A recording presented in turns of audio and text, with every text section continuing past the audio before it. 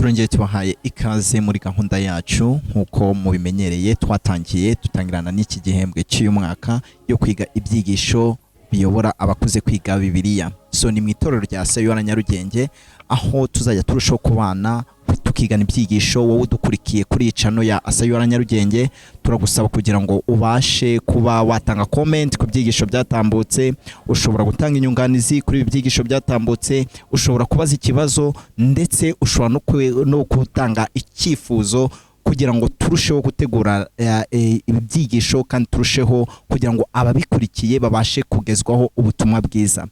Muri aka kanya mbere yuko dutangira nk'uko mubimenyereye ntabwo ndi njyenyine, ndi kumwe na bagenzi banjye, turi kumwe na Kwahagumumva David.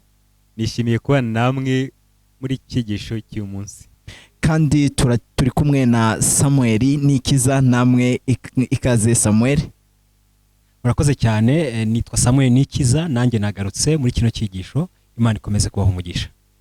David kandi na Samuel murakoze cyane. Ngira ngo nk'uko ubushize mwabibonye twari mu cyigisho kivuga ngo ingorane zo kutakobwa ibikuranga, na hano twabashe kubona neza uburyo ki Abisirayeli babashe gutakaza identity, uburyo Imana yari yarabaremye babasha noneho kuba babasha kwirohera mu bibi byinshi cyane. Ngira ngo nk'uko bagenzi banjye ubushize babasondereye mwabonye ko ni icyigisho twigiyemo ibintu byinshi cyane ndetse byabashije kuba byagira umumaro kuri bamwe mwabikurikiye ndetse n'abatarabikurikiye. Ni kuri icano n'ubundi wareba icyigisho cyabanjije ukabasha kuba wacyumva. Uyu munsi tugarutse mu cyigisho cya kabiri, icyigisho cya kabiri kidasanzwe. Ahari bitewe n'umutwe wacyo ushobora kumva ko we kitakureba, ariko ndagira nkubwire ko kuba uriho, kuba wararemwe n'Imana, uri umuyobozi wabyanga wabyemera.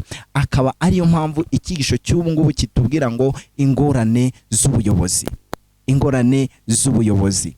Aha ushobora kwibaza ati ubwo ntago iki cyigisho kindeba kuko nari umuyobozi, ariko wibuka iyo tugiye mu itangiro tubasha kubona neza yuko ubwo Imana yamaraga kurema umuntu nta kindi yamubwiye, yamuhaye isi n'ibirimo byose kugira ngo agenze ute abashe kuyobora. Mbere yuko twinikiza cyangwa mbere yuko dukomeza mu cyigisho cyacu, reka dusabe Hagumumva David kugira ngo adufashe mu isengesho, ubundi tugaruke dukomeza.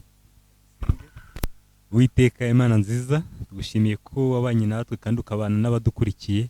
Ushimwe uri mwana tugiye kwiga ikibazo cy'ubuyobozi, yakumanukire kubana n'imitima yacu, ugiye kumva icyo kibazo no kugisobanukirwa, kandi ugiye kugira ngo twebwe abo washinze inshingano yawe ugiye kuzikora nk'uko bikwiriye. Byaryo tubisabye, amen. Ngira ngo nk'uko ubushize twabashije kuba twarabibonye, twabashije kubona ko umuhanuzi Yesaya yabayeho mu gihe cy'abami bane.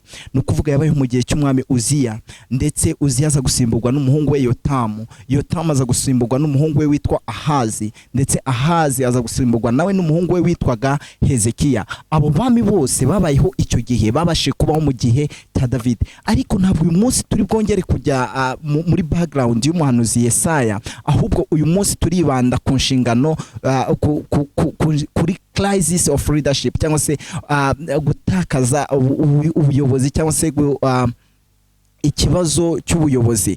Uyu munsi nicyo tugiye kurebaho, ariko nta nubwo turi bwibande ku bayobozi bose uko ari bane nk'uko nabivuze, ahubwo turibanda ku mwami Uziya. Icyo kwibuka kiraboneka mu gitabo cy'umuhanuzi Yesaya. Dusomera icyo kwibuka. Umwami Uziya yatanzemo, nabonye umwami Imana yicaye ku ntebe y'ubwami ndetse ishyizwe hejuru, igishura cyayo yibwira urusengero. Urakoze cyane David. David dusomeye amagambo meza cyane atubwiye ibyo Yesaya yabonye nyuma y'urupfu nyuma y'urupfu rw'umwami Uziya.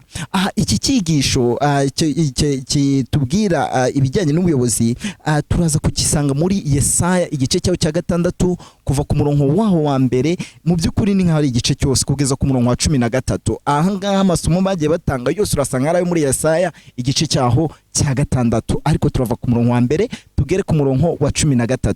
Ahari ntabwo nahita nsoma iki gice cyose aka kanya, ngira ngo David abashe kuba adusomera amagambo aboneka mu gice cya mbere cya 6 umurongo wa mbere, aho batubwira ngo mu mwaka umwami Uziya yatanzemo nabonye umwami Imana yicaye ku ntebe y'ubwami ndende ishyizwe hejuru, igishura cyayo gikwira urusengero. Igishura cy'umwami Imana gikwira hehe? Gikwira urusengero. Ahangaha ikindi kintu ngira ngo ngarukeho, iyo tugiye mu mateka tubasha kubona yuko ntabwo bizwi neza, ariko bigaragara ko umwami Uziya yapfuye ahagana muri 740 no muri cyangwa se 739 mbere y'ivuka rya Yesu Kristo. Iyo turebye uyu mwami yabayeho ari umwami udasanzwe mu by'ukuri. Nyuma yuko hari hamaze kuba ikibazo cy'ubuyobozi kuri basekuruza bamubanjirije, Uziya yagarutse ari undi wari uzanye itandukaniro. Mu by'ukuri hari ibyo yabashe kugeraho, hari ibyiza Uziya yabashe kuba yakora. Abasha guhindura bimwe mu by'Abisirayeli bari bamenyeye, ariko hari icyo turi bwigire kuri Uziya tureba ingorane z'iki z'ubuyobozi. Ahangaha ndagira ngo ngaruke ku bintu bibiri nk'uko turarushaho kubireba.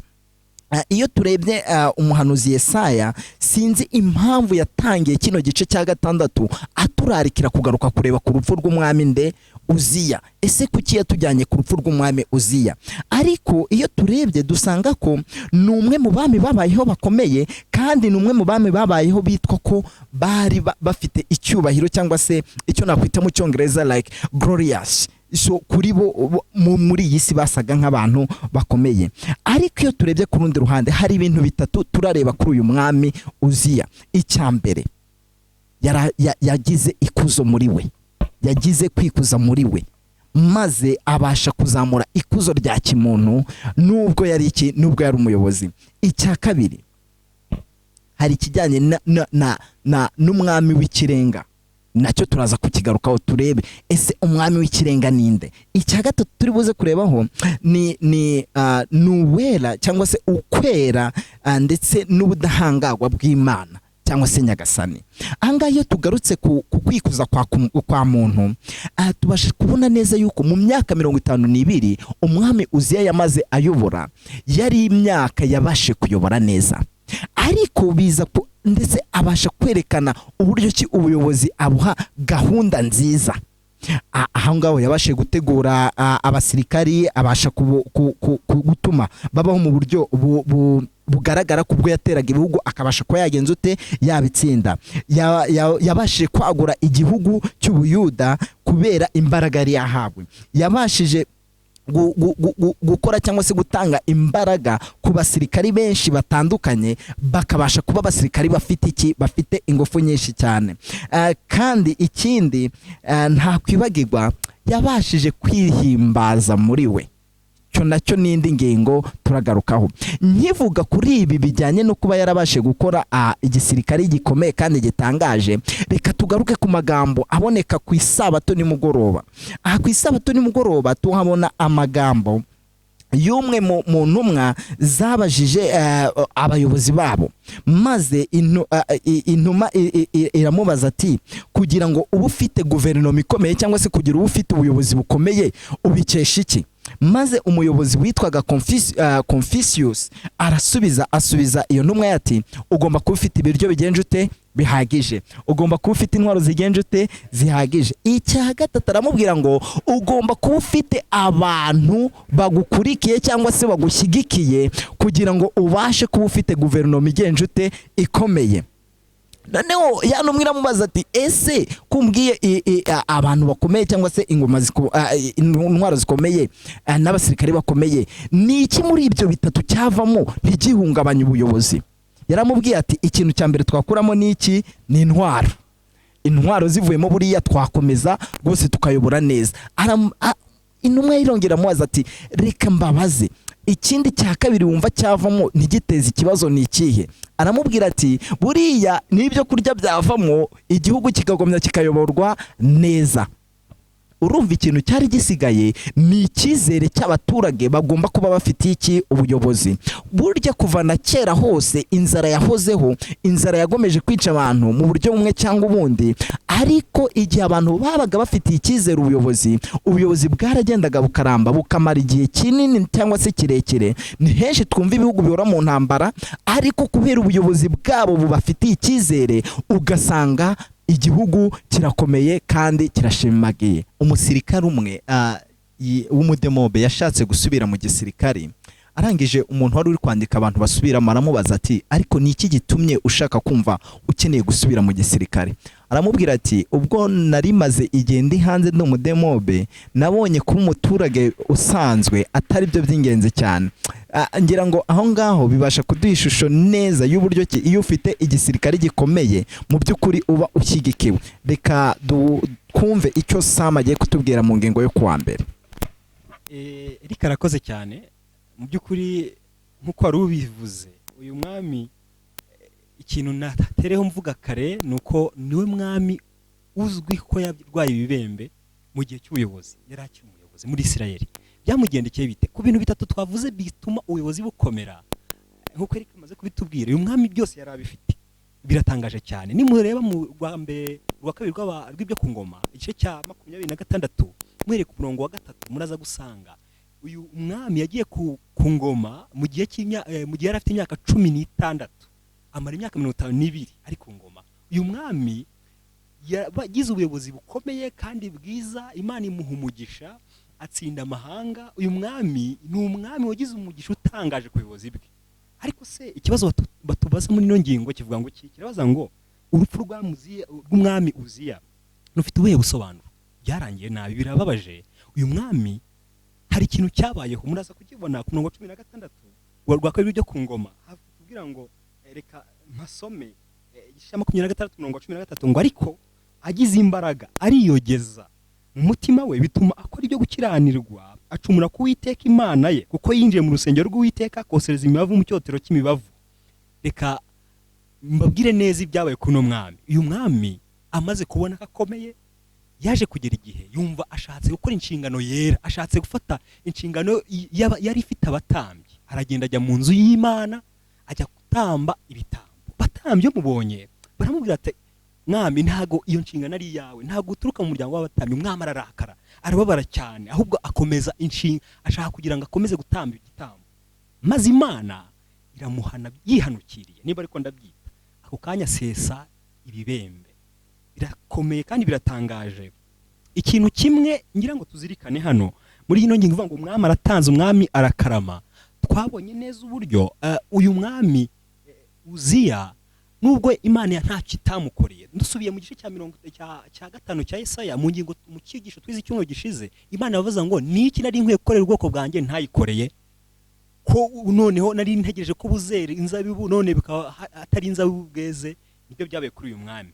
Nagira ngo mbabwire ibintu bitandukaniye byatandukanye batubwiye hano bitandukanya uwitwa Yesaya ndetse n'uyu mwami. Icyambere tubona Yesaya muri kino gice cya 6 agaragara nk'umuntu ucishije bugufi. Igihe Imana yamwerekaga ubwiza bwayo kuri ino ngoma y'uyu mwami, Yesaya we ntago yaburanye. Amaze kubona ko ari umunyabyaha yaciye bugufi, ahubwo aravuga ngo Mana none mbigenze nte? Imana igenda gute? Imwereka gutungana kwayo, ndetse Imana iraza imukoza binyuze mu umuserafi, amukoza ikara ryaka ku munwa. Yesaya ahabwa gutungana k'Uwiteka. Ariko uyu mwami we yashatse gutungana ari ukwishakiye mu by'imihango. Abantu benshi tujya tubikora, niko bimeze.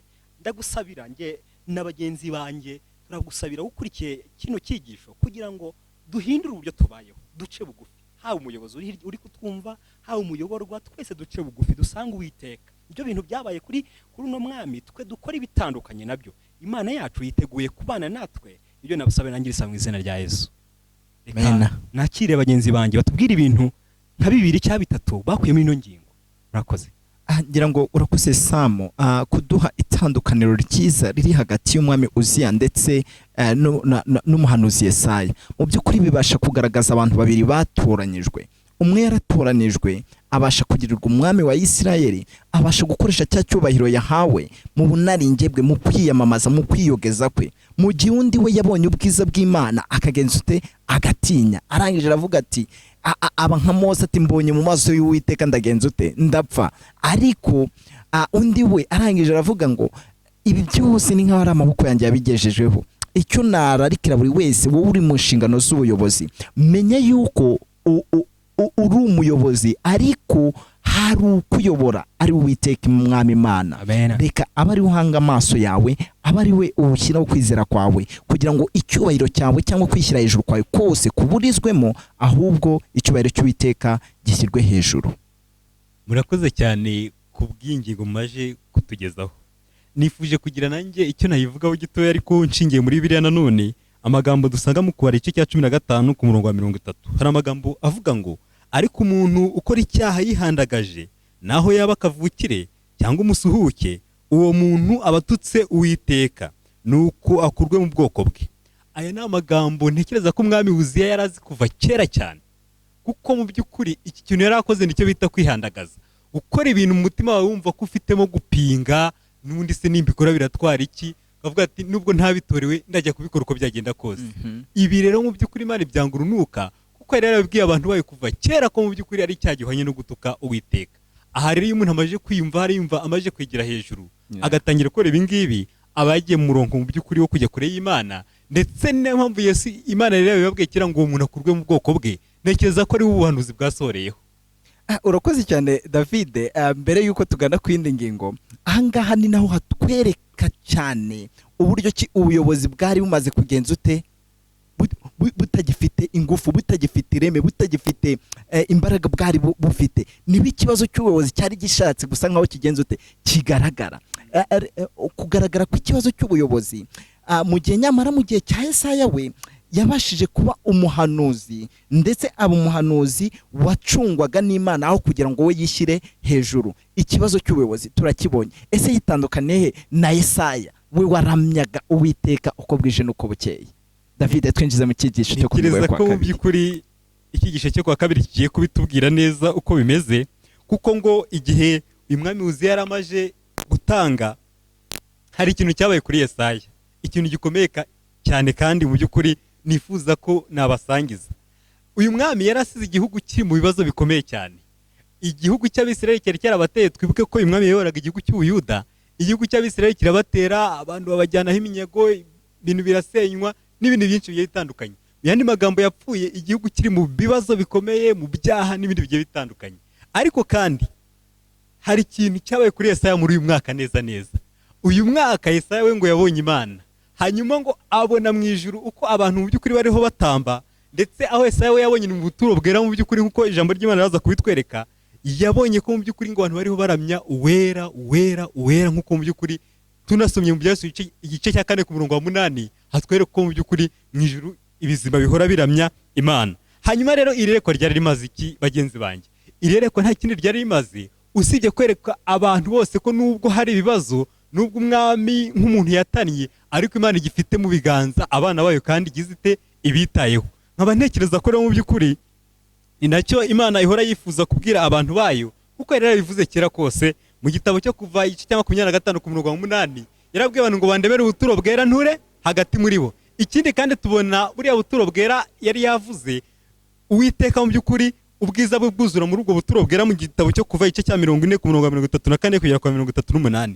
Ahangaha rero kwerekwa ubwiza bw'Imana mu bihe bigiye bitandukanye byagaragarizaga abahanuzi ko Imana iri kumwe nabo, kandi mu by'ukuri ibitayeho, ndetse bo n'igihugu cyabo. Twabibona ko yabikoze kuri Ezekiyeli, ikabikora kuri Daniyeli, ikabikora no kuri Yohana, nk'uko tugenda tubibona. Amagambo nifuza kubasomera rero, baravuze ngo ari kusubisoza gukwera kw'Imana kwashimangiwe mu iyerekwa rya Yesaya, niryo shingiro ry'ubutumwa bwe.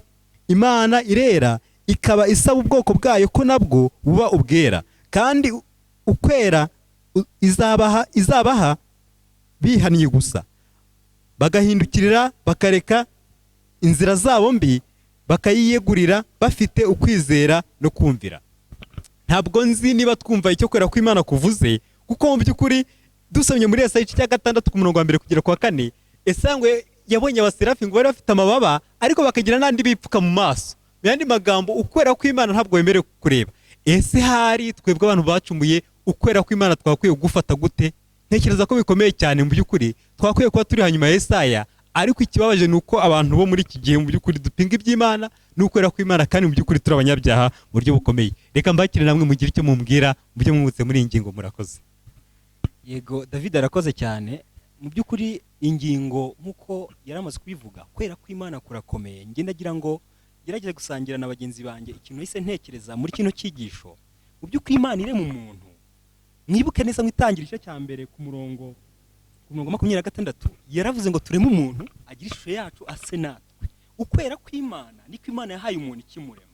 Uko kwera k'umuntu Satani yaraje arakwangiza, ariko Imana nk'uko twabaye mu cyigisho cyose yifuza kukugarurira abantu, ndetse kandi biza gusohozwa ubwo yatangaga umwana wayo w'ikinege aje mu isi. Mbese uyu munsi abana b'abantu twebwe turiho twahawe amahirwe atangaje uku kwera kw'Imana kutugaragaraho. Iki kintu dukwiye kukibaza cyane, kandi tugasaba Imana kugira ngo kukwera kw'Imana kube muri twebwe, kuko nta handi hantu dushobora gukura imbaraga itari kuri Kristo. Niwe zuba ryo gukiranuka. Igihe tumutumbira nk'uko Yesaya byamugendekeye, twibonaho ububi bwacu, maze tukabwirwa n'Imana iti sanga Kristo agukureho ibyo byaha byawe. Ndarekera buri wese uduteze amatwi kugira ngo azirikane iki kintu, kandi uko durushaho kwegera Kristo tubisezeranirwa neza ko tuzahinduka tugasa nawe mu izina rya Yesu. Urakoze Samu kuri iyi nyunganizi utanze, ndetse namwe ne data David. Imana turarikira kuba abera nk'uko nayo yera. Angira ngo tubasha kubona neza ubwo Ezekiyeli, ubwo Daniyeli, ubwo Yohana bahabwaga iyerekwa, bo ntabwo bari bafite amahoro nk'ayo Yesaya yari afite ngo babe bari mu gihugu nk'uko Yesaya yari ari mu gihugu. Bari barabashe kuba barajyanywe, bamwe ari iminyagano bari mu gihugu cy'amahanga. Yohana we tumubona ari iyo ngiyo mu mashyamba. Ariko nyuma y'uko bari babashe guhabwa iyerekwa, bagombaga kwizera Uwiteka, bakamenya ko kuba Uwiteka ari uwera nabo bagenjute nabo bera. Nta cyagombaga kubatangira, nta cyagombaga kubatera ubwoba, kuko bari bishingikirije ku wera, kandi uwera ugenjute ukomeye. Reka ngaha twinjira mu cyigisho cyo kuwa gatatu, ingingo yo kuwa gatatu tubwira ngo ubumuntu bushya. Mu nyemere tubanze dusome amagambo aboneka muri Yesaya igice cyaho cya 6 kuva ku murongo wa 5 kugeza ku murongo wa 7. Hari amagambo avuga ngo, maze ndavuga nti nishya ndapfuye we, kuko ndi umunyaminwa yanduye, kandi ntuye hagati y'ubwoko bufite iminwa yanduye, kandi amaso yanjye abonye umwami Uwiteka Nyiringabo. Maze umwe mu baserafi aragaruka aza ahondi, afite ikara mu ntoki ryaka, yakuje urugarama ku gicaniro, ari inkoza ku munwa, arambwira ati dore iri rigukoze ku munwa, gukiranirwa kwawe gukuweho, ibyaha byawe biratwikiriwe. Amen. Ngira ngo ahangaha tubasha kubona itandukaniro riri hagati na wa mwami twavugaga n'ikibazo cy'ubuyobozi. Mu gihe Yesaya we yarabashe kubona ubwiza bw'Imana, mu gihe yarabashe kwisanga ari ahera h'Imana mu iyerekwa rye, yahise agira ubwoba, yumva koko ari iki, ari umunyabyaha. Arangije ahita atakambira Uwiteka, asaba guhinduka mushya, asaba kugira kuba uwera nk'uko uwo yarabonye ari iki, ari uwera. Aravuga ati ngushije ishano, kuko mbashe kureba mu maso hande, mu maso h'Uwiteka. Ibyo bitujyana kuri Mose igihe yari ari mu gihuru kikagurumana.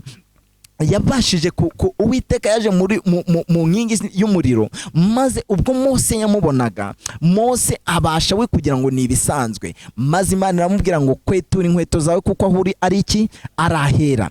Iyo tubashe kujya mu gitabo, ni ukuvuga ngo iyo ubashe kureba ukwera k'Uwiteka, iyo ubashe kureba ubwiza bw'Uwiteka, uri umunyabyaha, wahita upfa. Ni nayo mpamvu Mose akimara kumva ko ari kumwe Uwiteka, bari kumwe aho hantu, yahise yubika umutwe, arubama, ahisha amaso ye, kuko atagombaga kureba he ubwiza bw'Uwiteka. Muribuka Abisirayeli ubwo bashakaga kureba Uwiteka, muri bo bumvaga bafite inaringe yo kumva ngo Uwiteka uradutumaho Mose, kuki ari wowe wadutumaho wa muyobozi.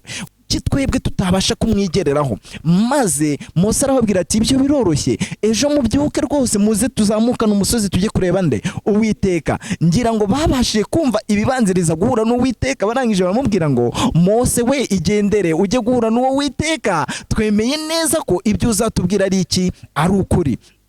Iyo tugiye mu gitabo cyo kuva ku gice cyawo cya 33 ku murongo wawo wa 20, mwihangane tuhasome igice cya 33 ku murongo wa 20, hari amagambo avuga ngo kandi ati ntiwareba mu maso hanjye kuko umuntu atandeba mu maso ngo abeho. Uyu ni Uwiteka wagenje ute? Wabivuze. Yabibwiraga nde? Yabibwiraga Mose. Mu gihe Mose we yumvaga kureba mu maso ye nta kibazo, ahubwo noneho yaje kwisanga ko kureba ubwiza bw'Uwiteka bigomba kumuganisha he? Gupfa. Iki gihe byaje kugera kuri Yesaya, we abashije kuba yarasobanukiwe neza ko kureba mu maso cyangwa kwegera mu maso y'Uwiteka akabasha kubabona nta kindi bigomba, kuko ari umunyabyaha n'umunyaminwa yanduye, aragenza ute? Arapfa. Ariko umuserafi azana ikara arikuye ku gicaniro arimukoza kuki? Ku munwa, arangije aramubwira ngo ibyaha byawe bigenje ute? Biratwikiriwe, kandi noneho nta gukiranirwa ufite, noneho ushobora kuvugana n'iki? N'Imana. Ntabwo ndabasha gutinda muri iyi ngingo cyane, ahubwo ikintu ndagarukaho ni muri iki gihe cya none tugira abahanuzi benshi, tugira abantu benshi batubwira ko bafite amayerekwa, ariko se mu by'ukuri ntabwo bameze nk'Abayisiraheli babwiye Mose ati ngwino natwe dushaka kujya kureba iyo Mana. Mu by'ukuri iyo turebye Uziya tubasha kubona ko mu gihe yari ari mu rusengero yabashije kwishyira hejuru, ariko bitandukanye na Yesaya we wabashije kubona Imana yarangiza kumva ko ari umunyabyaha agahitamo guca bugufi, ndetse akemera akavuga ati amaso yanjye kuva arebye Uwiteka ngiye kugenza nte? Ngiye gupfa. Ubumuntu bushya muri iyi ngingo buradukangura ko nge nawe dukwiye kuba abandi bashya muri isi ya none. Dufite ubutumwa budasanzwe, nitwumve ko ubutumwa dutwaye ni ubw'uwera, ni holy. God is holy. Kugira ngo ubwo butumwa bubashe kumvikana nuko nawe ugomba kugenda uri iki? Uri uwera. Ahantu Uziya yabashije gutakariza icyubahiro cye niho Yesaya we yabashije kuhindurirwa umuntu mushya. David, hari byinshi ushobora kuba warakuye muri iki cyigisho cyo kwa gatatu, aho tubona ubumuntu bushya. Wadusangiza nawe ku cyo waba warabashije kuba warungukiriye muri iki cyigisho? Urakoze cyane Eric, numvaga umwuka amatira kugira icyo mvuga kuri iyi ngingo. Ahangaha njye nigiyemo ikintu gikomeye. Ntabwo umunyabyaha yahura n'Imana ngo ataha ameze uko yari ameze. Yesaya yahuye n'Imana yatashye yabaye undi muntu mushya. Nimunareba no muri Bibiliya ukajya muri Yohana igice cya 4 tuzi umugore w'Umusamariyakazi nawe yatashye avuga ko yabaye undi muntu mushya. Ndetse tuzi na Lazaro ahuye na Yesu yasize yabaye umuntu mushya. Yandi magambo turarikirwa kuza imbere y'Imana tugataha twabaye abantu bashya. Ikindi kandi nabonye muri iki cyigisho gikomeye cyane, burya ubuyobozi bubibuzanira abantu ibibazo, ariko ubuyobozi bwiza bwumvira Imana buzanira abantu amahoro n'umutekano. Ibyo byabaye kuri Uziya, ubuyobozi bwe bwazaniye abantu ibibazo, inzara n'ibindi byinshi, ariko ubuyobozi bwari bugiye kuva ku Mana mu by'ukuri binyuze no muri Yesaya n'abahanuzi benshi bagiye batandukanye, bwari bwo gutuma abantu bagwa neza cyangwa se bakumva bafite amahoro. Nicyo nakwiye murakoze Eric. David arakoze. Mu by'ukuri nanjye ngize icyo mvuga kuri ino ngingo.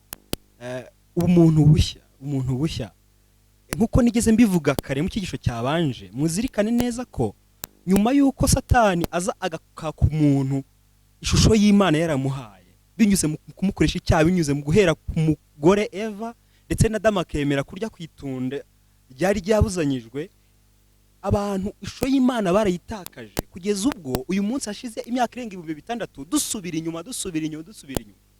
Ariko amahirwe, ikintu abantu dukwiye kuzirikana ni ibintu byabayeho, isezerano ryo gucungurwa, aho Imana yatanze iri sezerano mu itangiriro cya 2 umurongo wa 16 igaragaza ko Satani atazigera atwara abantu ngo abajyane burundu. Oya, ahubwo abantu binyuze muri Kristo Yesu umuntu azabasha kumenagura umutwe w'inzoka. Kristo Yesu yarabikoze, yabidushoboje binyuze mu kumwiringira nk'uko byagendekeye Yesaya.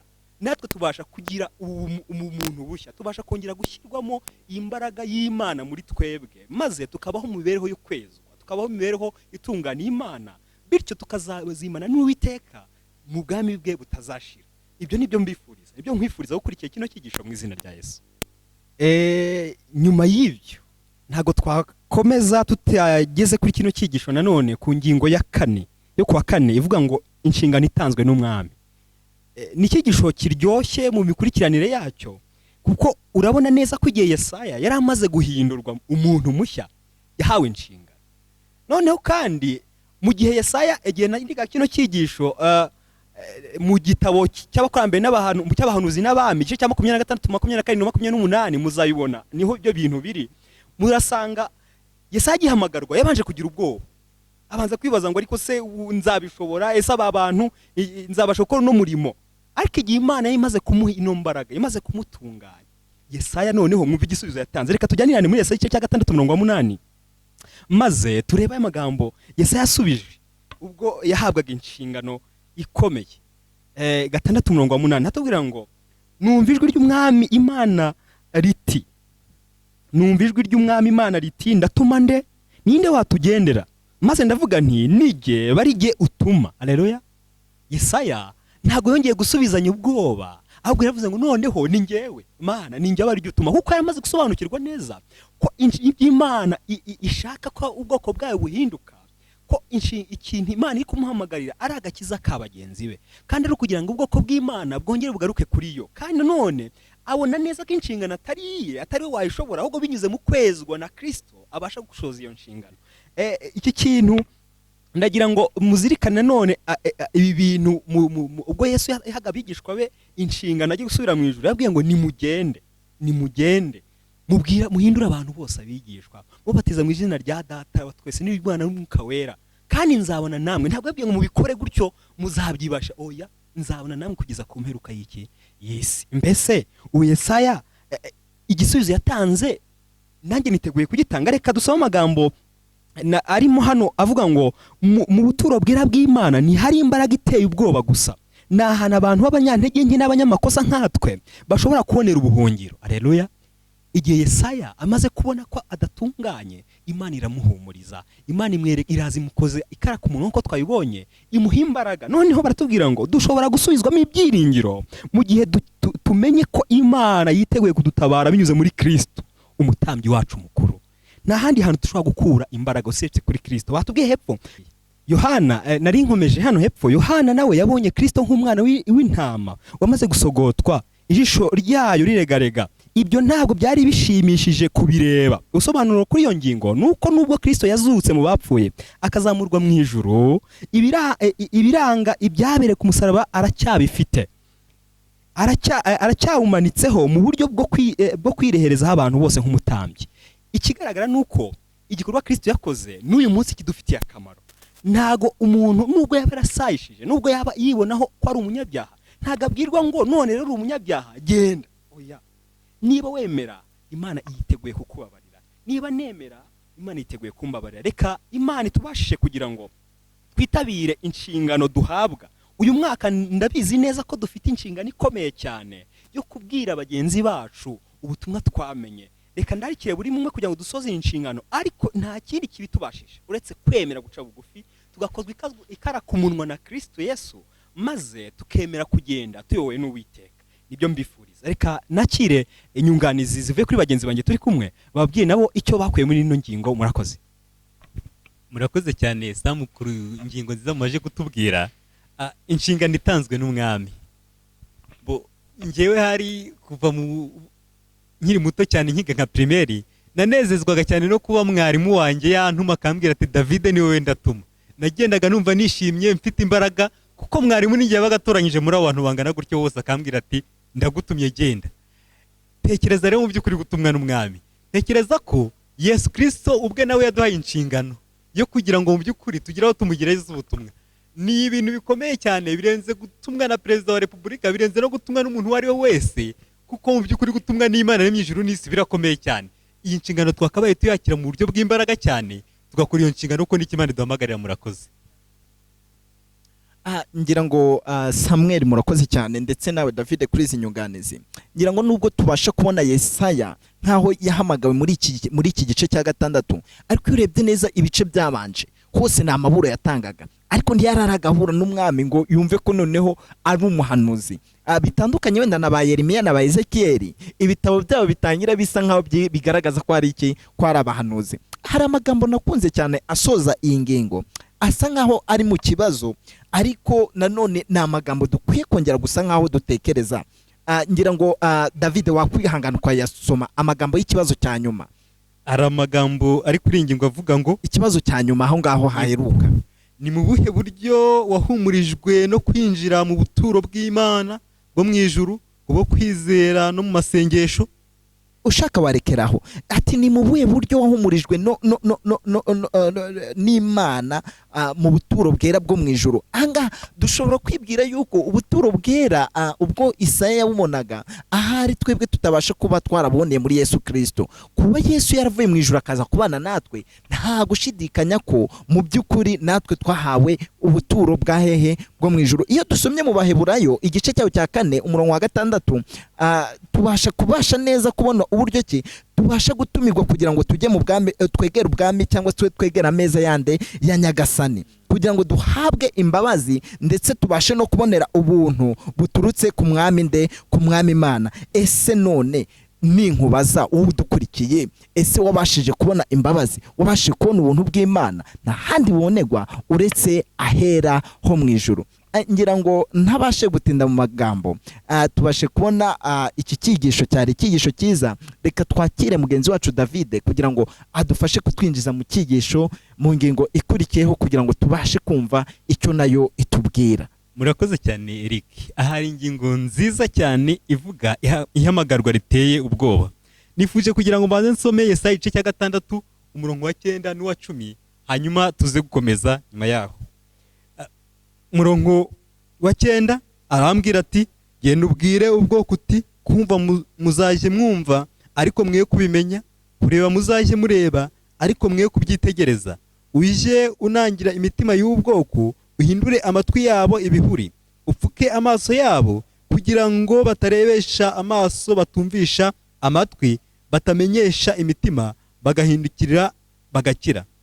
11 ndavuga nti, Nyagasani ibyo bizageza he? Aransubiza ati, bizagezaho imidugudu izabera imyirare ari ntawe uyibamo, n'amazu ari ntawe uyabamo, n'igihugu kigahinduka amatongo rwose.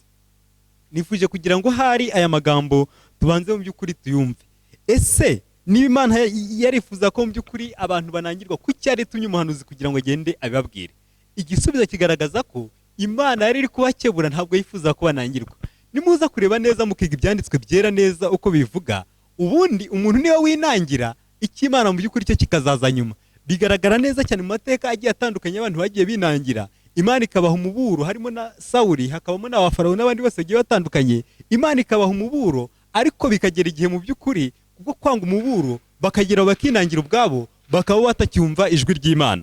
Aba bantu rero iyo bumvira ijwi ry'Imana bagomba kwihana mu by'ukuri bakajya mu murongo muzima, ariko iyo bakomeza kubaho bataryumvira bagomba kunangirwa imitima mu by'ukuri, bakazabaho batongera kumva ijwi ry'Imana. Hari amagambo nakunze cyane aha ari mu cyigisho, baravuze ngo inshingano y'umugabura nka Mose, Yesaya, Yeremiya, Ezekiyeli cyangwa ndetse na Kristo ni ugukomeza umurimo wo kurarika. Nubwo abantu bakwanga ubutumwa, Imana yabwiye Ezekiyeli iti, nabo nubwo bazumva naho batakumva, ariko rero bazamenya ko umuhanuzi yari abarimo. Ese samunifuza kwabaza, bigenda bite mu by'ukuri iyo ubwirije umuntu ukabona mu by'ukuri ntabwo byitayeho?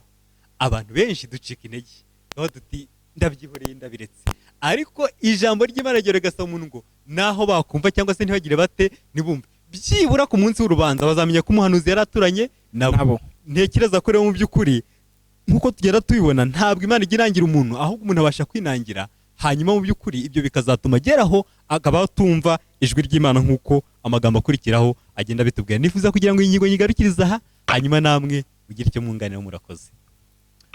Urakoze cyane David ku magambo meza ubashije kuduha ajyanye n'ihamagarwa riteye ubwoba. Ngira ngo tureke kubishyira mu gihe cya Yesaya, ndagira ngo tubizane mu buzima bwacu tubayemo uyu munsi. Ahari hari ukuntu abantu twumva ko turi abizera tugomba kwicara mu itorero, ariko tukumva ko twebwe tutari abayobozi. ariko nk'uko natangiye mbibabwira twahawe iyi si kugira ngo tuyobore nk'abantu. Si n'icyo gusa, hari uburyo ki wahamagawe, hari uburyo ki Samweli yahamagawe. Ubwo buryo bwose bugomba gukoreshwa, kuko Imana uko yaguhamagaye bifite icyo bizagirira umumaro undi muntu muzahura. Uko nahamagawe bifite uko bizagirira umumaro uwo tuzahura. Mu gihe Yesaya ngaha tumubona ko yahamagawe mu buryo buteye ubwoba, mu gihe kidasanzwe, kubwira abantu ati mureke ibi ngibi bari babimenyereye, byari ibintu mu by'ukuri bitagenze ute, bitoroshye. Ariko tubasha kubona ko kugendana n'Imana, gukorana n'Imana, kuba yarabashe guhishurirwa ukwera kw'Imana, nta cyagombaga gutuma iri hamagarwa ryagaragara nk'aho riteye ubwoba. Mu gihe kidasanzwe ryagombaga kugenza ute, ryagombaga gusora. Mwibuke amagambo turi kwiga muri iki cyigisho yose aravuga ngo nimugenze ute, nimuhumurize abantu banjye. Ugomba kumva ko ihamagarwa rya mbere ni uko ugomba kubwira isi ko igomba kugira ihumure, kuko ifite umwami Imana. Barakoze cyane bagenzi banjye bamaze kubanza. Mu by'ukuri aya magambo tubonye hano twongera kuyabona muri Mateyo 13:13-15 hagaragaza umugani w'umubibyi, aho Yesu yari ari kubwira abigishwa be ndetse n'abandi bari bari kumwe nawe. Ngerageje gusoma umurongo nk'ibiri yanyu nyine, aravuga ngo igituma mbigishiriza mu migani ni iki? Nuko ibyo barebye, nuko iyo barebye batitegereza, niyo bumvise batumva kandi ntibasobanukirwe, ndetse n'ibyo Yesaya yahanuye bibasohoyeho ngo kumva muzumva ariko ntimuzasobanukirwa, kureba muzareba ariko ntimuzabibona, kuko imitima y'ubu bwoko ifite ibinure, amatwi yabo akaba ari ibihurihuri, amaso yabo bakayahumiriza, ngo batarebesha amaso, batumvisha amatwi, batamenyesha umutima, bagahindukira ngo mbakize. Mwumva ikibazo gikomeye. Mu by'ukuri nk'uko Yesu yongeye kubisubiramo, agaruka ku magambo Yesaya yari yarahanuye, nk'uko twamaze kuyiga, agaragaza uburyo abantu bagenda batabasha kumvira Imana bitewe no ko binangira umutima. Ibyo bihe abantu bigisha cyangwa se abayobozi bagomba kumenya ko bashobora guhura nabyo, bityo nk'uko Eric yabivugaga, tukihangana, hakabaho kwihangana. Niba wigishije ibintu abantu ntibabyumve, nturwane, ntabwo ugomba kurwana. Inshingano yawe ni ukubwira abantu, ahubwo tugategereza icyo Mwuka Wera akora. Ngira ngo ni ikintu twabonye muri ino nshingano ikomeye, kandi iri hamarwa riteye ubwoba tugomba kurizirikana muri ibihe biheruka ko tugomba guhura naryo. Bityo ahubwo tugasaba Imana kugira ngo idushoboze gushikama mu izina rya Yesu. Sam, utarava aho ngaho, hari akantu nshaka kugira ngo se nkaho ngarukaho. Umuntu witwa Farawo tumubona nk'umuntu winangiye. Yego. Imana yohereza Mose ubwa mbere, amubwira ati rekura ubwoko bwanjye. Farawo shwi, yohereza bwa kabiri, icyago cya mbere, icya kabiri, icya gatatu, icya kane, kugeza ku byago 10. Farawo yinangiye. Ariko Mose na Aroni bakoraga inshingano Imana yagenje ute, yabahaye. Ku cyago cya 10 Farawo yageze aravuga ngo ubu bwoko nibugenze ute, nibugende. Wowe kora inshingano yawe, babwire ibyo ugomba kubabwira, ubundi umwuka nk'uko Samweli abivuze niwe uzabasha kugenza ute, kubahindura. Amen. Ngira ngo ubu noneho turimo turagana ku gusoza kw'icyigisho cyacu, aho iki cyigisho cyari icyigisho kiryoshye cyane. Ikibazo cy'ubuyobozi mu by'ukuri, nk'uko twakunze kubigarukaho, ushobora kuvuga ati ese ndi umuyobozi, ese nge ko nta nshingano mfite. Ukuri kose mu itorero wumve ko wahamagawe kugira ngo ube umuyobozi. Angaruka ku magambo ku cyigisho cyo kuwa gatandatu, reka mpere ku magambo yanditswe hano muri aka gatabo atubwira ibindi byo kwiga no kuzirikana. Agaruka ku magambo aboneka mu gitabo cy'abahanuzi n'abami kuri page yaho y'196 mu bitabo byanditswe na Ellen White. Hari amagambo avuga ngo ibikorwa byo gukiranirwa byari byarabaye gikwira mu nzego zose z'abantu, ku buryo abantu bake cyane bakomeje kubera Imana indahemuka, akenshi bahuraga n'ikigeragezo cyo gucika intege no kwiheba. Byasaga naho umugambi Imana yari ifitiye Isirayeli wari ugiye kutagerwaho, kandi iryo shyanga ryigomekaga ryagombaga kugira iherezo nk'iry'Isodomo na Gomora. Igihe twajyaga kubona ko nta muntu n'umwe usigaye ari ku rufatiro rw'Uwiteka, nta gushidikanya ishyanga ry'Uwiteka naryo ryari rigiye guhuha nk'uko Sodomo na Gomora byagenze ute, byari bihushye. Ese icyizere cyawe cyo kubaho cyari kuzagaruka he? Ese kubaho kwanjye nawe kwajya ku iteka ryose twajyaga kugukura he? Ko ko ubwoko bw'Uwiteka yari kuba yemeye ko bugenza ute burimbuka, ariko kubera abantu bakeya bagiye basigara, nubwo turi mu bihe bya covid, nzi ko hari abantu bakeya bashikamye, hari abandi bavuga ngo byararangiye,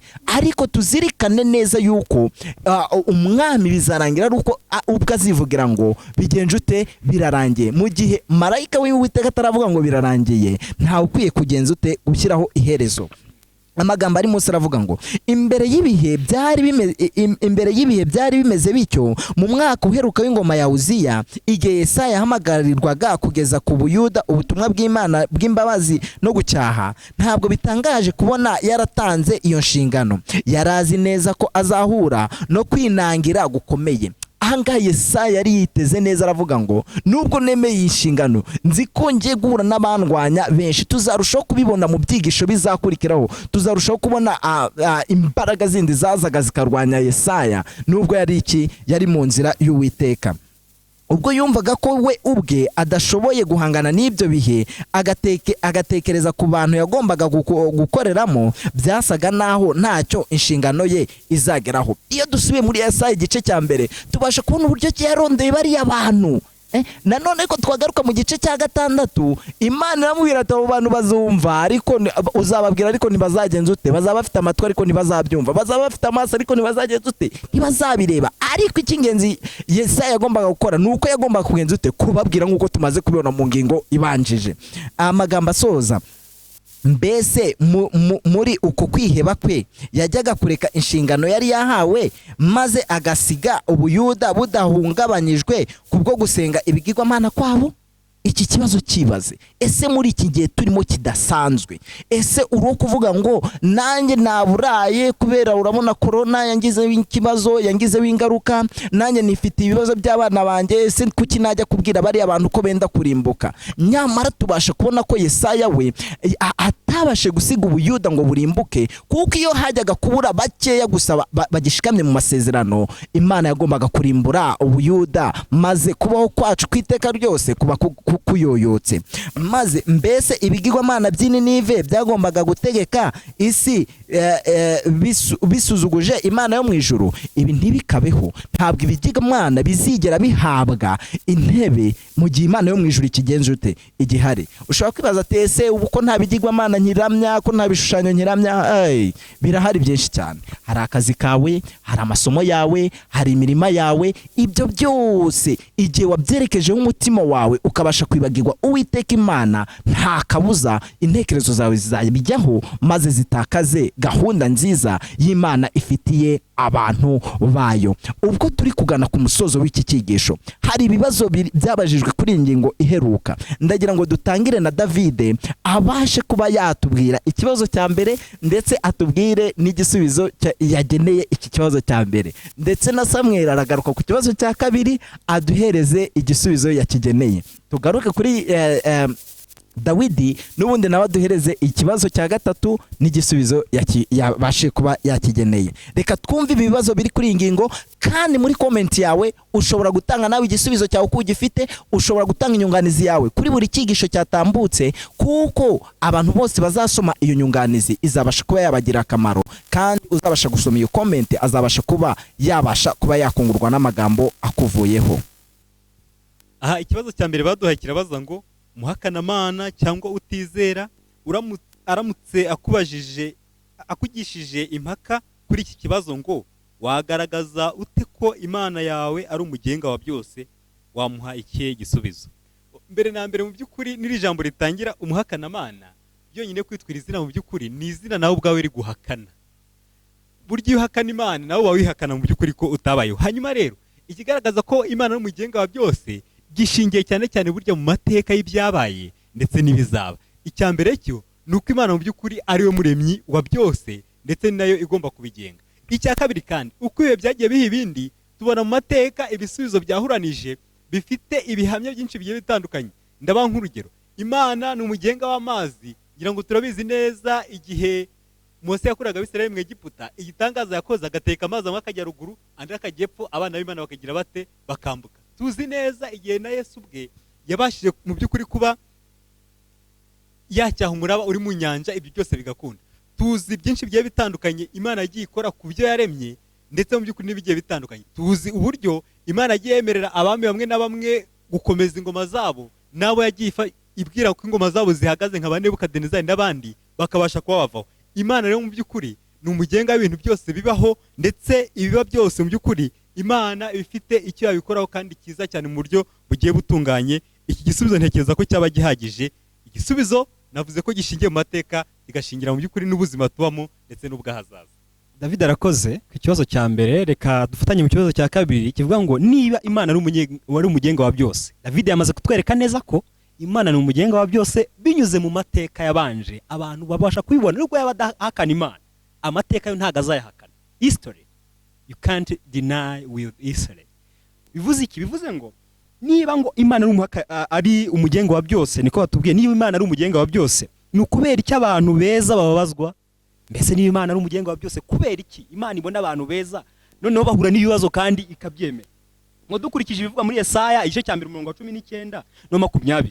Reka aho hantu twasomye twihuse. Yesaya igice cya 19 na 20 avuga ngo 19 ngo nimwemera mukumvira muzarya ibyiza byo mu gihugu, ariko nimwanga mukagoma inkota izabarya. Murabona ko ni nk'ari isezerano rigaragaza ko abantu nibumvira Imana bazabaho neza. Siko bivuga David? Nicyo bivuze. Niba atayumvira bazahura n'ibibazo cyane. Tubona hari ibintu rimwe na rimwe bigenda bihindagurika. Muri no si hari igihe usanga umuntu abantu batumvira Imana aribo baguye neza. Nibwo bimeze? Yego. Ugasanga ahubwo abantu bagerageza twavuga ko tubirebe kubigaragara bumvira Imana, ukabona bararwaragurika, burana ibibazo bitandukanye. Ariko ndagira ngo njyanirane ikino gisubizo mu magambo turaza kubona aboneka muri Yobu igice cya 2. Ntago twagisoma cyose, wowe turi kumwe uzagisome ndakubwira ibirimo. Ndetse no muri Zaburi 73 hagaragaza neza uburyo Imana yemera ko ibintu bitugeraho bitewe no kubera ahari kugira ngo ikuzo ryayo rigaragare. Yobu yageragezwaga n'umwanzi, Satani yaraje abwira Imana ngo Imana yabwiye Satani, nabwira ati wabonye umugaragu wanjye Yobu urya yitondera ibyo namutegetse byose, kandi akanyumva. Satani avuga ati yabuzwa n'iki ko amuhaye ibintu byose? Imana avuga ati ngaho genda ubimwaka urebe. Yobu wumviraga Imana, Satani aramugerageza. Imana ariko yemera ko bimugera kubw'icyubahiro cy'Imana, kugira ngo ikuzo ry'Imana rikomeze kwererezwa. Imana rero ishobora kwemera ko ibintu bigoranye muri ubu buzima bitugeraho, kugira ngo turusheho kugaragariza Satani ko yaneshejwe, ko hari abantu bumvira Imana kandi bakayishyigikira mu bihe byose. Niyo mpamvu nge nawe nubwo twahura n'ibibazo dukwiye gushikama. Igisubizo twabonye mu cyiciro cyabanje nuko buri ikintu Imana yaduhaye gikomeye cyane kitavuguruzwa, kiboneka muri Yohana 3:16, kuko Imana yakunze abari mu isi cyane yatumye itanga umwana wayo w'ikinege, kugira ngo umwizera wese atarimbuka ahubwo ahabwe iki? Ubugingo buhoraho. Ni ukuri koko umuntu wumvira Imana azabona ubugingo buhoraho, ariko utayumvira azabubura. Ngiki gisubizo cy'iki kibazo. Imana ibaha umugisha. Sam, urakoze cyane kubw'ikibazo umaje kuvugaho munamwa n'umwanya ngo mvuge ku kibazo gikurikiyeho, ariko nanjye nifuza kugira icyo mvuga kugira ngo mu by'ukuri turusheho gusobanukirwa. Hari isomo umubwiriza yavuze mu gice cya 8 ku murongo wa 11, aravuga ngo kuko iteka ry'umurimo mubiri tuzura vuba, nicyo gituma imitima y'abantu ishishikarira gukora ibibi. Nubwo umunyabyaha acumura 100 ariko akaramba, zi rwose yuko abubaha Imana bari imbere yayo aribo bazamererwa neza, ariko umunyabyaha we ntazamererwa neza, no kuramba ntazaramba. Amena. Ahangaha hari ikintu gikomeye cyane mu by'ukuri tugomba kwitaho kandi tugasobanukirwa. Ntabwo isoko y'ubutunzi bw'isi ubwo ari bwo bwose iva ku Mana. Ngira ngo muzi neza igihe Yesu yari hano ku isi muri Matayo igice cya 4, aho Satani yamubwiye ngo nupfukamukanya ukandamya ndaguha iby'isi byose. Satani abasha kuba yaha abantu ubutunzi bw'isi busanzwe, ariko ntabwo ari cyo gipimo cy'uko abantu baguwe neza. Umubwiriza yabirashara avuga ngo nzi neza yuko amaherezo yabo aba mabi, iteka ryose mu by'ukuri abantu bari mu biganza by'Imana nibo babaho neza. Nicyo mu by'ukuri kigaragaza ko abantu b'Imana badakwiye kwibaza byinshi cyane bigiye bitandukanye. Icyo tuzi cyo God is in control. Mu yandi magambo, Imana iba yitaye ku bantu bayo. Imana ishobora no kwemera ko ubwo butunzi bugenda nk'uko yabikoze kuri Yobu mu gice cya 1 n'icya 2 nk'uko babivuze, ariko amaherezo ya Yobu yabaye meza kuko yagumye kunamba kuki kuwiteka. Komeza n'ikibazo cya 3. Murakoze cyane. Ha rero ikibazo cya 3 cyo ni ikibazo kiza cyane. Muri Yesaya igice cya 6, kubera iki byinshi mu bivugwamo bifite aho bihurira n'umunsi w'impongano? Kambanze mvuge ko iki ngiki ndaza gukomeza soma nyuma.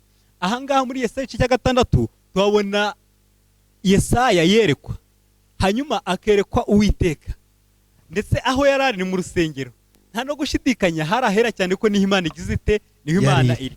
Ibi neza neza biratujyana bidusubiza mu mateka mu gitabo cy'Abalewi igice cya 16, aho hagomba kuba cyitwa umunsi w'impongano wabaga rimwe mu mwaka. Uwo munsi ukaba ku itariki zingahe Sam?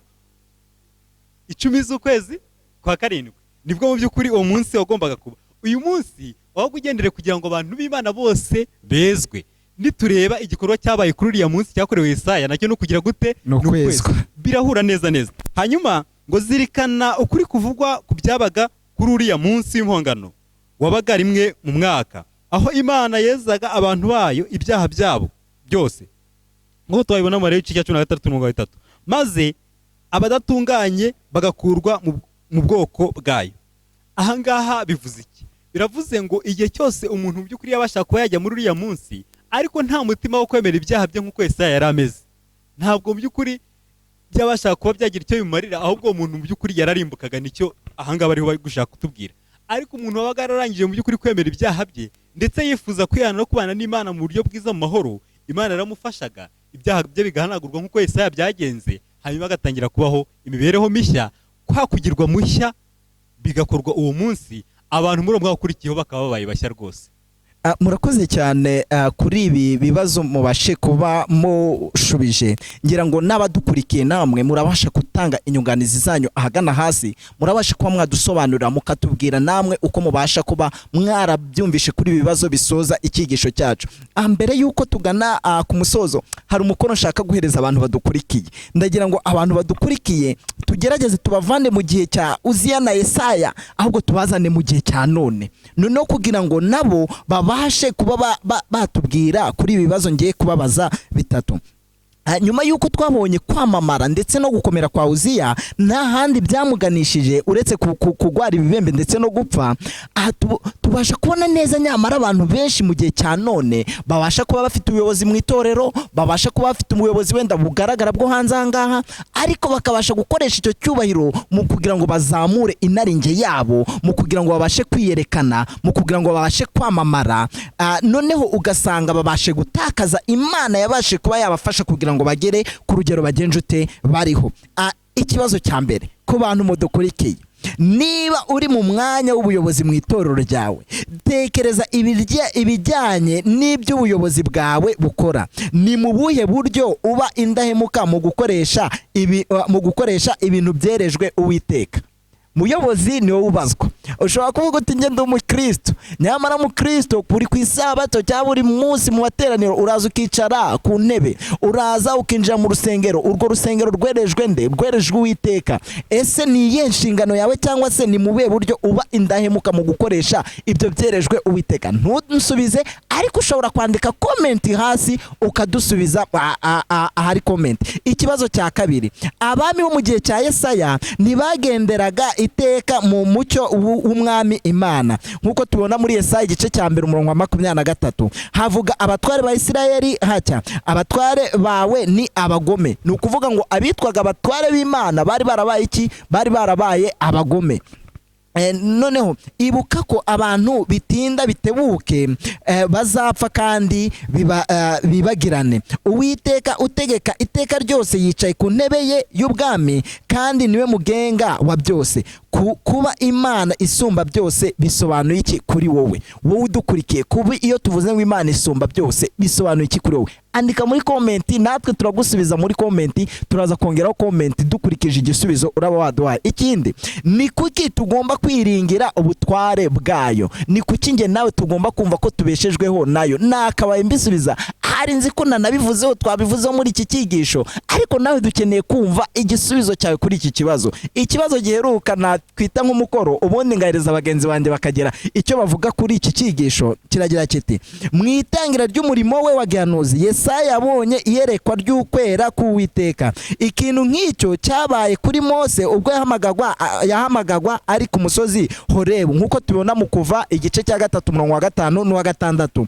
Ni kuki kwera atari cyo cyo kintu cy'ingenzi cyonyine kigaragaza izingiro ry'Imana, ahubwo ari na kashe y'umurimo wayo n'ikimenyetso cy'intumwa zayo. Ni kuki kwera ari nka kashe igaragaza intumwa y'Uwiteka? Nacyo isubiza muri komenti, ubundi natwe turaza tubasha gutanga inyunganizi muri komenti. Ngira ngo tugana ku musozo, muri iki cyigisho twabonye ikibazo cy'ubuyobozi bwariho mu gihe cya Yesaya. Twabashe kubona uburyo ki umwami yatanze n'umwami urama. Twabashe kubona uwera ninde uburyo abaserafi baririmba uwera. Twabashe kubona ibintu byinshi bitandukanye, tubona umuntu bushya. Twabashe kubona ibintu byinshi bitandukanye muri iki cyigisho. Ariko se Samuel, niki wowe nkawe twiganye iki cyigisho, niki ubwira abadukurikiye kuri icano yacu mu gusoza iki cyigisho? Yego, nukuri urakoze cyane Eric. Ikintu nabwira abantu ku bijyanye n'iki cyigisho nuko dufite inshingano ikomeye cyane, ariko nanone yoroshye igihe tutashatse kuyikorera twe ubwacu. Igisubizo kirimo ni ikihe? Nuko niduca bugufi, Imana izaduha kwera kwayo, maze inshingano dusabwa gukora tuyikore kandi ibe yuzuye rwose. Bivuze ngo hari abantu bibaza bati mariko se natsindishizwa nte, nahinduka nkareka ibyo ndimo gute? Nta kindi gisubizo gihari, ni uguca bugufi tugasanga Kristo watubambiwe ku musaraba, tukamwitegereza binyuze mu kwizera, maze tugahabwa kunesha. Nagira ngo nsoze ku magambo ari mu bahanuzi n'abami, ni amagambo ari kuri page 234 makeya. Aravuga ngo ntiwumvire ibyongorero by'umwanzi bikubwira kuguma kure ya Kristo, kugeza igihe uzaba umaze kwigira mwiza, kugeza ubwo uzaba uri mwiza bihagije kugira ngo usange Imana. Nutegereze kugeza icyo gihe, ntabwo uzigera uza rwose. Igihe Satani akweretse imyambaro yawe y'ubushwambagara bwuzuye ibizinga, subiramo isezerano ry'Umukiza rivuga riti uwo data yampaye wese aza ahondi, kandi uza ahondi sinzamwirukana na hato. Amen. Biboneka muri Yohana 6:7. Amagambo asoza, bwira umwanzi ko amaraso ya Kristo Yesu yeza ibyaha byose. Isengesho Dawidi yasenze rigira iryawe ugira uti unyejeshe zowe undera, unyuhagire ndaba umweru ndusha urubura. Haleluya. Amen. Imana ibahe umugisha mu izina rya Yesu. Urakoze cyane Samuel. Reka tubashe kumva na David icyo yabashe gutora muri iki cyigisho cyose muri rusange. Murakoze cyane Eric. Ahangaha mu magambo make icyo navugaho nabonye kandi cy'ingenzi gikomeye, igihe cyose umuntu yitwa ko akora umurimo w'Imana, turi kujyana. Igihe cyose umuntu yitwa ko akora umurimo w'Imana, ariko ibyo akora byose akabikora kugira ngo izina rye rihabwe icyubahiro, ibyo akora ntibizaramba. Ikindi kandi, igihe cyose bayobozi, yaba ari uyobora urugo rwe, yaba ari uyobora no mu rusengero agiye atandukanye, igihe cyose utubariza inshingano wahawe, menya ko bibabaza Imana, kandi Imana yiteguye kugira icyo ikora mu gihe runaka cyagenwe. Reka rero mu by'ukuri tujye tubana n'Imana cyane mu buryo buruseho, njye nicyo ntekereza, kugira ngo igitwigishe ko yifuza ko twashyira ubuyobozi muri gahunda yayo. Ibyo nasabira wese nanisabira mu izina rya Yesu. Amen. Ngira ngo tugana ku musozo, mbere yuko dusenga, reka tugushimire wowe wabanye natwe. Ariko mbere yuko tugushimira, hari amagambo nifuza gusoza nsoma, ubundi tukurarikire kugira ngo buri cyumweru ujye ubasha kubana natwe muri ibi byigisho. Buri cyumweru hazajya hasohoka verisiyo y'icyigisho tugiye kwiga. Tuzashimishwa cyane kubana nawe muri iki cyigisho, tuzashimishwa cyane n'inyunganizi zawe, ndetse tuzashimishwa cyane nuko benshi bashobora kuzakirira kuri iri koranabuhanga rya YouTube, aho komenti yawe izabasha kugira benshi ihindura, cyangwa se ikabasha kuba yakutugezaho. Ntimugire impungenge, ugize ikibazo uracyandika, niba ngombwa ko ukeneye ubusobanuro bwihariye cyangwa se udakeneye kunyurizwa ahangaha, uratwandikira, tuguhereza email yacu, cyangwa se ukaduha email yacu, ukaduha telefone yawe, tukabasha kuba twakugeraho, tukabasha kuba twagusubiza ikibazo ubasha kuba ufite. Dusoza iki cyigisho, hari amagambo hano shaka gusoma, ubundi ngahereza umwanya Samuel akabasha kuba yatuganisha ku isengesho risoza. Mu gihe cy'umutekano muke, igihe intege nke z'ubuyobozi bwa muntu zagaragaraga mu buryo bubabaje, nicyo gihe Yesaya yahawe iyereka rikomeye riturutse ku muyobozi w'ikirenga w'isi n'ijuru. igihe yumvaga atewe ubwoba nuko adakwiriye ariko akezwa kandi agashobozwa n'ubuntu, Yesaya yari yiteguye kujya mbere nk'umuvugizi w'Imana mu isi y'ingome. Nawe mu isi ya none, mu isi yuzuyemo ibibazo, ngizo za coronavirus, ngizo za malaria, ngizo indwara zitandukanye, ngizo intambara hirya no hino, nawe urahamagarirwa kugira ngo wezwe n'Uwiteka, kugira ngo ubashe kujyana ubutumwa maze uhindure isi mu mirimo yawe ukora ya buri munsi, mu kazi kawe ukora, waba uri umunyeshuri, waba uri umukozi wa leta, waba wikorera. Ufite igihe cyawe ugomba gukoresha kugira ngo ujyane ubutumwa ububwire abatuye isi yose, kuko ariyo nshingano nawe twahawe. Nibyo ngusabira, nanjye nisabira mu izina rya Yesu, amen. Samweli, reka dufashe mu isengesho. Reka twubashye Imana dusenge. Turagushimye Imana yacu, tugushimiye cyane ko dukunda cyane kandi ugakunda abana bawe, haba abadukurikiye n'abazadukurikira ikindi gihe, kubw'ibyigisho byawe utambutsa binyuze muri iri koranabuhanga. Mwami wacu, twabonye ibintu byinshi bigaragaza ko abayobozi aho turi hose, abo haye inshingano zitandukanye ku rwego rwose, dukwiye guca bugufi akaba ari utwiyoborera bitubashishe. Kandi uko twasubiye inyuma kose, tugusabye ngo tubabarire, ahubwo twezeho ibyaha byacu, tujyane inshingano, dukore inshingano waduhaye, tubwirize ubutumwa aho bugomba kugera hose, bityo uhere kugaruke. Bisabye mu izina rya Yesu Kristo umwami wacu, amen.